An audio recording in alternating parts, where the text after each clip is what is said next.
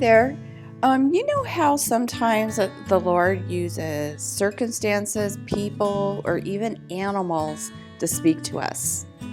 And if you feel that still small voice, or if we're paying attention, we can hear that still small voice. And then, of course, it's important to double check everything with the Word, right? Because deceptions abound and our flesh is in there, and we just want to make sure whatever it is. And learn to hear the voice of God, because He's training us. He's trying to prepare us. He wants us to hear Him. Scriptures say, "My sheep hear my voice." So I had something occur to me in the wee hours of this morning where I was working in the garage, first of all, earlier in the day, and there was like a clump of something in the driveway, and my dog started eating it, and I stopped her. And then in the wee hours of the morning, she got up and she threw up on my beige carpet. And I heard it, in my I was asleep, but I still was aware. And I'm thinking, I'll just get it in the morning, right? And there was this nudge. It wouldn't leave me alone. Get up now. And I'm just ignoring it. I'll just get up in the morning. The stain won't go away unless you get up now and clean it up. I'm thinking, I don't want to get up now and clean it up. It's like fighting with the angel and breaking my ankle or something, And then it just wouldn't leave me alone. So it started like this still small voice was explaining to me how this was a dark stain and it's going to just soak into those fibers and there's no way you're going to be able to get it up. And it's going to be a big stain in the middle of my beige carpet. So finally I give up and I say, okay. So I get up and I grab my little spot remover and I get a damp towel, first clean it up, and it was black, right? And I'm thinking, oh my gosh, this is gonna be bad. And then I get the spray bottle, then you have to wait 6 minutes. So I'm just sitting there really wanting to sleep, waiting 6 minutes, then trying to blot it out, then repeat, blot it out, repeat, blot it out. I'm thinking, and I'm talking an hour later, because when you blot out a stain, you're not supposed to scrub it, okay? You're supposed to blot it very gently and have lots of patience while you're blotting the stain from the outside in, and keep rinsing out the rag, and then I would respray and I'd wait, because it was black against beige, black, like charcoal, right? It had something in there that was not good. And so the whole time I'm blotting, I'm this and that, I'm thinking, Lord, you use anything on the stain, right?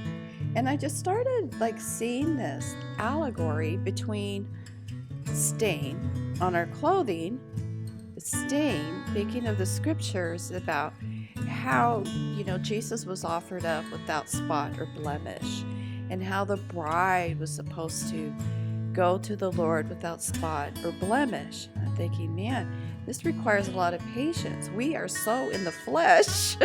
We have a lot of stains on us, on our little supposedly white robes, really? And it's only through the Lord do we get the white robes. But He gently works with us to remove our little stains. And some stains might just be black, right?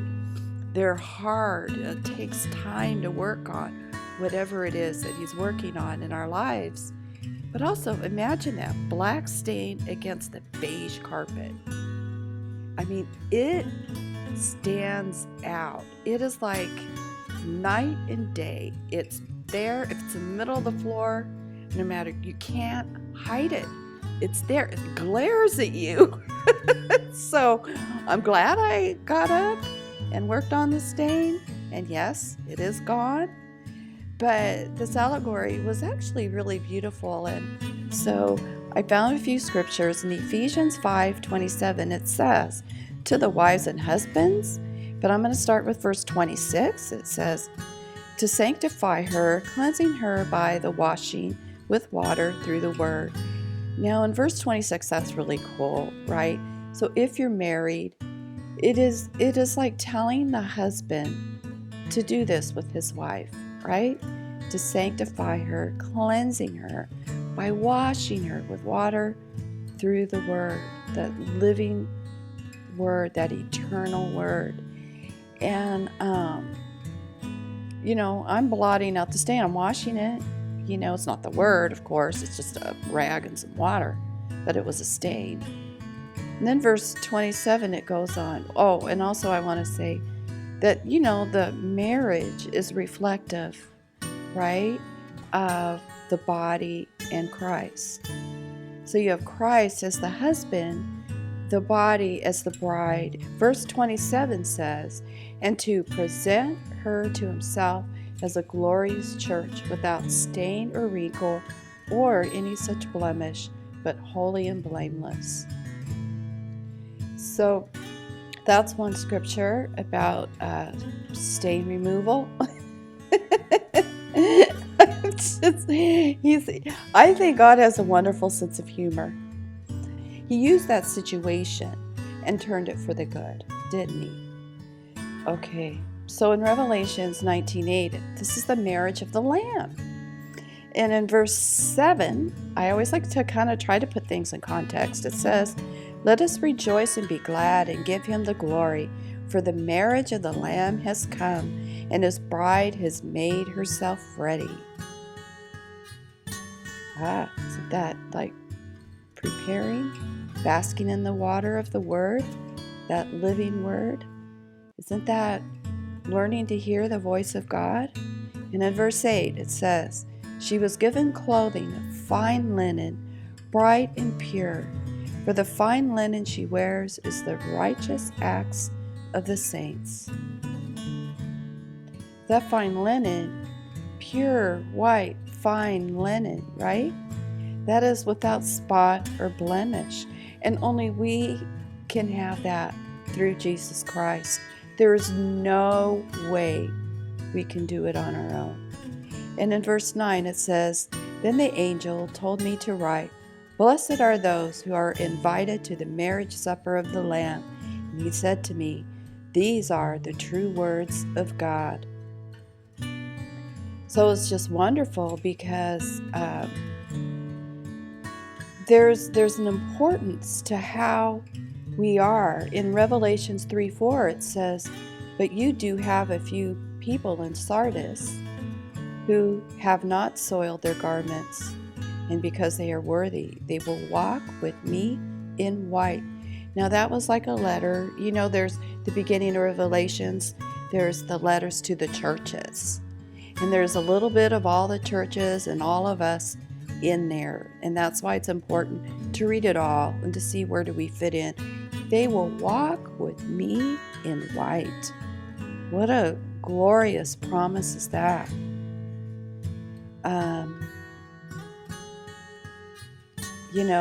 Even like here, Revelations 15:6, it says, and out of the temple came the 7 angels with the 7 plagues, dressed in clean and bright linen, and girded with golden sashes around their chest. They were clean with bright linen. It's like the linen is the good deeds of God's people. Well, kind of, right? It's the righteous deeds of the saints. It's to be pure and fine, okay? And in Revelations 19:14 it says, the armies of heaven, I repeat, dressed in fine linen, white and pure, follow him on white horses. Isn't that wonderful? So, God helps us to get rid of those spots and blemishes in our lives. And I would think to God the Father, it stands out to him, right? Because he is so pure and just, right? So any spot and blemish just is like a glaring, object, like my black spot on my beige carpet. So through Jesus Christ, we can come before the Father without those blaring black spots all over our white clothing. In Isaiah 61:10 it says, I will greatly rejoice in the Lord. My soul shall be joyful in my God, for he hath clothed me with the garments of salvation. He has covered me with the robe of righteousness, as a bridegroom decketh himself with ointments, as a bride adorneth herself with jewels. Now, isn't that beautiful? Can you just see how beautiful that is? Just being adorned and rejoicing because of the garments of salvation with the robe of righteousness.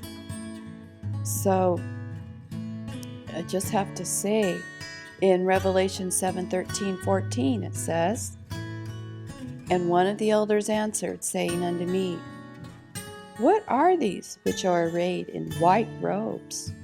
And whence came they?